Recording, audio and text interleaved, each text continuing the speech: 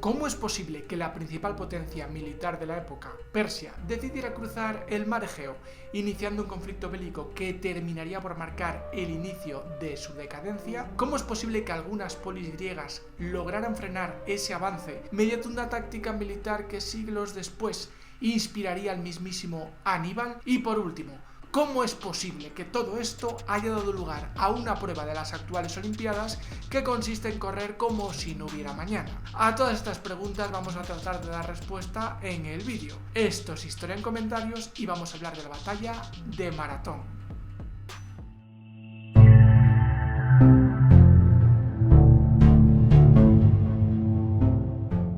A ver, como otras grandes batallas de la historia, que además está inserta dentro de un conflicto bélico, la batalla de Maratón no se explica por sí misma, por tanto vamos a irnos un poco a los antecedentes, y más en concreto a la revuelta jonia. En el año 499 a.C., el tirano Aristágoras gobernaba en Mileto, teniendo como aliado al mismísimo Darío I, el rey de reyes persa. En su afán de poder y también para poner fin a la rebelión de Nasos, la más grande de las islas Cícladas, pidió ayuda a Artafernes, sátrapa de Sardes y hermano de Darío. Con 200 naves persas bajo el mando del general Megabetes, miembro también de la familia real persa, Aristágoras puso rumbo a Nasos. Sin embargo, en el camino se produce una disputa entre Megabetes y el tirano de Mileto. No está muy claro el motivo, pero la realidad es que a partir de ahí se odian más o menos como a muerte, ¿no? Entonces uno de ellos, las fuentes tampoco lo dejan claro, pretende dejar mal al otro delante del rey de reyes, de Darío, y qué mejor manera que hacer fracasar la expedición, echar la culpa del fracaso de la expedición al otro, de tal modo que avisa a los habitantes de Naxos y le dice, oye, que vamos para allá. Y estos, claro, ya están perfectamente preparados cuando llegan, y por mucho que el asedio dura 4 meses y ponen todo el empeño del mundo en tomar el sitio, la realidad es que al final se tienen que retirar. Y es en ese momento cuando Aristágoras da una pirueta política que terminaría por marcar de manera decisiva las relaciones diplomáticas entre persas y griegos. Sabiendo que Darío no va a perdonar el fracaso militar de Nasos y también que las ciudades jonias, es decir, los griegos que vivían en la costa asiática, en la actual costa del Egeo en Turquía, sabiendo por tanto que esos jonios desean quitarse de en medio a los tiranos que les han impuesto los persas, decide iniciar la gran revuelta jonia. En primer lugar, visitó Grecia continental para pedir ayuda militar a Esparta. Sin embargo, al rehusar los espartanos, visitó Atenas y Eretria, que le proporcionaron 25 barcos, 20 la primera y 5 la segunda. Con esos refuerzos, Aristágoras inició en Mileto los preparativos para su campaña del 498 a.C., que le llevaría a ocupar la ciudad persa de Sardes en primavera. Ahora bien, se trató de un triunfo efímero, pues no logró tomar la ciudadela de la plaza y tuvo que acabar retirándose. Además, mientras realizaba esa operación, fue interceptado por un ejército persa en las inmediaciones de Éfeso. A pesar de este fracaso inicial y la retirada de los contingentes de Atenas y Eretria, la toma de Sardes animó a otras ciudades jonias a unirse a la rebelión, que se extendió por toda la costa del mar Egeo de norte a sur.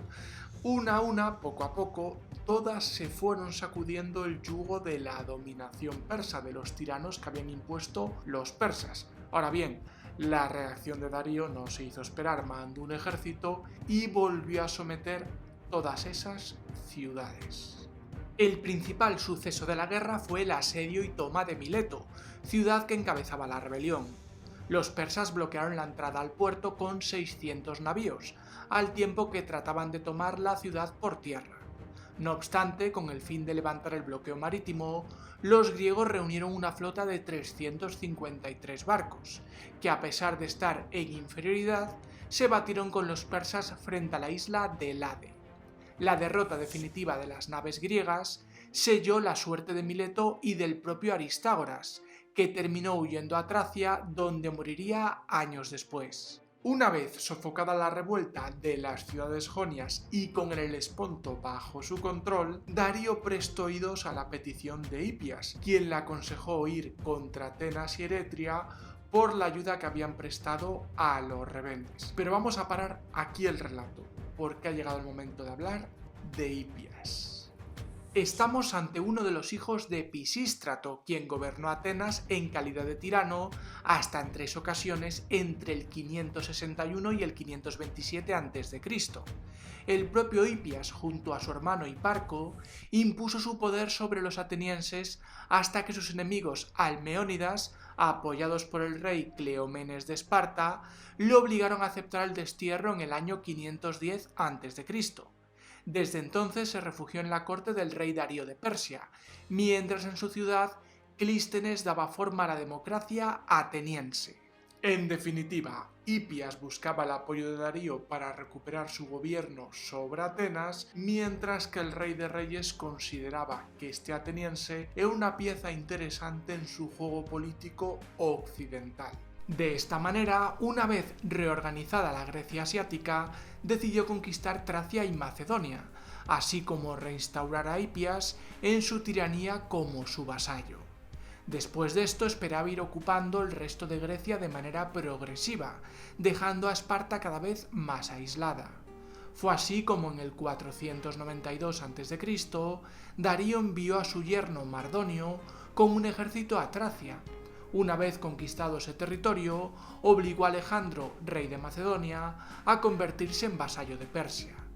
Sin embargo, cuando estaba a punto de avanzar sobre Grecia, la mayor parte de su flota quedó destruida por una tormenta frente al monte Athos, lo que le obligó a regresar a Asia. Este fracaso no afectó en modo alguno a la decisión de Darío, que inmediatamente ordenó la salida de una nueva expedición que esta vez atravesaría el mar Egeo. Pero como Mardonio había quedado inutilizado por una herida, se confirió el mando a Artafernes, hijo del sátrapa de Sardes al que nos hemos referido anteriormente, y a Datis, un almirante medo. Ambos manejaban un contingente cercano a los 30.000 infantes y unos 1.000 jinetes. Estamos a punto de llegar a la batalla de Maratón, por eso vamos a explicar antes los planes de guerra de los persas. Darío I, el rey de reyes, se había enterado por medio de Hipias, del que acabamos de hablar, que los almeónidas, esa familia que precisamente había sido curiosamente fundamental para la expulsión del tirano de Atenas, bueno, pues el caso es que los almeónidas eran violentamente opuestos a Milcíades y sus partidarios. Y la verdad, creo que ha llegado el momento de hablar de Milcíades. Nuestro personaje pertenecía a la familia ateniense de los Filaidas, y curiosamente fue el mismo Hipias el que durante su tiranía le envió al Quersoneso Tracio, con el fin de asegurar el Helesponto, llave del comercio ateniense con el Mar Negro. La realidad es que una vez allí, tras la caída de Hipias, Milcíades se erigió en tirano del Quersoneso, donde permaneció hasta la invasión persa del 493 a.C., es decir, la de Mardonio que acabamos de comentar. Una vez derrotado, Milcíades volvió a Atenas, donde no prosperaron los cargos que sus enemigos levantaron contra él. Es más, una vez fue absuelto, los atenienses le escogieron como estratego, algo que, como se ha comentado, no gustó a los almeónidas. Por tanto, consciente de las divisiones y rivalidades que existían dentro de la ciudad de Atenas, Darío entró en contacto con los almeónidas y les ofreció perdonar a la ciudad por su apoyo a la rebelión jonia y al mismo tiempo librarles de Milcíades, a cambio de que estos lideraran una revuelta interna contra el poder establecido. Claro, para eso Darío tenía que hacer otra cosa más, llevar su ejército a Grecia y obligar al ejército ateniense a que saliera de la ciudad para que la conspiración pudiera triunfar. De esta manera, con el fin de sembrar el terror entre los atenienses y precipitarlos en brazos de los conspiradores, los persas pusieron cerco a Eretria. A esto añadieron el desembarco de un ejército en la llanura de Maratón, a 38 kilómetros al noreste de Atenas, que tenía como objetivo obligar al ejército de la polis a salir para contener aquel avance por tierra. A finales de agosto del 491 a.C., todo estaba dispuesto para llevar a la práctica el astuto plan. Los transportes persas, escoltados por la escuadra, zarparon de Samos en dirección a Nasos, y tras haber operado en las Cícladas, llegaron a Caristos, en la costa sur de la isla de Eubea. Desde allí la expedición remontó el canal de Eubea en dirección a Eretria. siendo entonces cuando el propósito persa apareció bien claro para los griegos. Determinados a resistir, los eretrios enviaron a Atenas una petición de ayuda urgente, y a su vez esta polis mandó al famoso Filipides a pedir ayuda a los espartanos y parece ser que también a los plateos. Este tal Filipides recorrió nada más que 225 kilómetros en 48 horas, llegando a Esparta el 9 de septiembre. Los espartanos aceptaron ayudar a Atenas porque formaba parte de su liga, sin embargo se encontraban en ese momento en las famosas fiestas cárneas, que les prohibían combatir hasta la siguiente luna llena, es decir, más o menos el 19-20 de septiembre. Por lo tanto, los atenienses tendrían que esperar. Con parte del ejército persa, Artafernes puso sitio a Eretria, mientras Datis con el resto cruzaba el canal de Eubea y desembarcaba en la bahía de Maratón. Simultáneamente, el ejército ateniense, compuesto por unos 10.000 hombres, marchaba hacia el norte bajo el mando del polemarca Calímaco, acompañado de sus 10 generales tribales, entre los que se encontraba Milcíades. Pero volvamos con el ejército ateniense. No habían recorrido gran trecho cuando, enterado de que los persas habían desembarcado en la bahía de Maratón, Calímaco torció hacia el este y ganó el valle de la Ablona, donde hizo acampar a su ejército en la misma región consagrada a Heracles. Además, allí se le unieron unos 1000 plateos. Cuando los atenienses llegaron al lugar en cuestión, lo más probable es que la flota persa se encontrara anclada en el lado occidental del promontorio de Cinosura y el ejército se hallara en tierra, acampado bajo la cubierta de la gran marisma que flanqueaba aquella zona de la costa. Al sur de la misma se encuentra la llanura de Maratón, atravesada en su mitad por el riachuelo Charadra. Al sur de la llanura había una franja de terreno pantanoso conocido como la Pequeña Marisma, entre la costa y las laderas del monte Agrieliki. Al situarse en un alto, la posición ateniense era virtualmente inatacable, y además, como los persas no se habían preocupado en tomar los pasos que conducían de la llanura a Atenas, es decir, la Pequeña Marisma, el Charadra y el Ablona, tampoco podía avanzar hacia la ciudad. Y a su vez los atenienses se abstuvieron de atacar. Es verdad que corrían el riesgo de que la conspiración triunfara en su propia ciudad, pero por otro lado preferían dejar pasar unos días para que llegase la ayuda de los espartanos. Y así es como los dos ejércitos estuvieron frente a frente durante 8 jornadas. Al 9º día llegó la noticia de que Eretria había caído, y eso condujo a que Calímaco y sus generales se reunieran urgentemente para tomar una decisión. Claro, ponte en la piel de los generales atenienses en ese momento. Si Artafernes decide embarcar sus tropas de Eretria, tiene las manos libres para irse contra Atenas, porque Datis retiene en Maratón al ejército ateniense. Por eso se reúne el Consejo de Guerra y Milcíades dice que hay que atacar. Lo hablan, lo discuten, le dan vueltas y votan. 5 a favor y 5 en contra. Le toca romper el desempate al polemarca Calímaco, que decide que hay que atacar.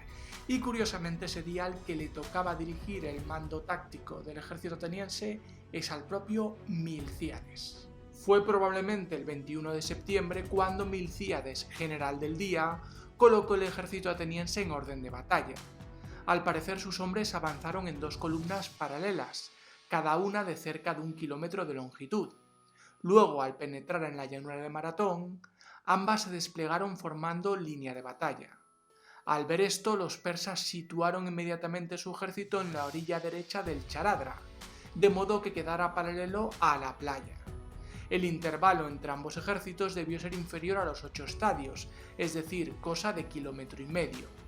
Con el fin de impedir que las líneas persas envolvieran a las griegas, Calímaco o Milcíades, no está claro, redujeron su centro posiblemente a 4 filas, manteniendo 8 en los flancos. El ala derecha de los griegos, es decir, el puesto de honor, iba mandado por Calímaco, mientras que los plateos estaban a la izquierda y seguramente Milcíades iba al frente de su regimiento tribal. Calímaco y Milcíades se enfrentaban a un difícil problema táctico. La realidad es que buena parte de la infantería persa estaba compuesta por arqueros, que además en torno a los 150-100 metros solían ser bastante eficaces, solían ser mortales. Entonces, ¿cómo salvar la zona de muerte con las mínimas bajas posibles? Esa era la cuestión. Y lo que decidieron fue simplemente correr en ese espacio. Claro, nos puede parecer muy sencillo, pero correr con en torno a 30 kilos encima entre armas y equipamiento, que era lo que llevaba cada uno de los hoplitas griegos, y que no se rompiera la formación, que no se rompiera la falange, era algo sumamente complicado. Una vez las tropas formadas en orden de batalla y efectuados los sacrificios, que resultaron propicios, empezó el avance lento, al que seguiría la carrera una vez se llegara a la zona donde estaban al alcance de los arqueros persas. Aunque lo ocurrido a continuación es simple conjetura, cabe imaginarlo basándose en el sentido común. En el avance de una prolongada línea sometida a fuego frontal, es fácil que las alas se adelanten al centro. Así debió ocurrir, con el resultado de que el frente griego se volvió cóncavo, y como el centro era de 4 filas y las alas de 8, debieron producirse huecos en el primero por los que irrumpieron los persas, haciéndolo retroceder. Dicha retirada por el centro provocó no solo la convexidad de la línea persa, sino que hizo converger las alas, reduciendo la longitud original del frente. Esta reducción aumentó aún más la convexión de las alas sobre los flancos, provocando como resultado un doble envolvimiento muy parecido al que casi 300 años después protagonizó Aníbal en la batalla de Canas. El encuentro terminó cuando el ejército persa, enmarañado en tumulto y presa del pánico, emprendió la huida hacia las naves, si bien es verdad que la lucha prosiguió durante un tiempo en la playa. Finalmente Datis logró escapar, pero en Maratón se dejó 6.000 muertos y 7 naves. En la lucha perecieron solo en torno a 200 atenienses, entre los que se encontraban el polemarca Calímaco y Cinégiro, hermano del dramaturgo Esquilo.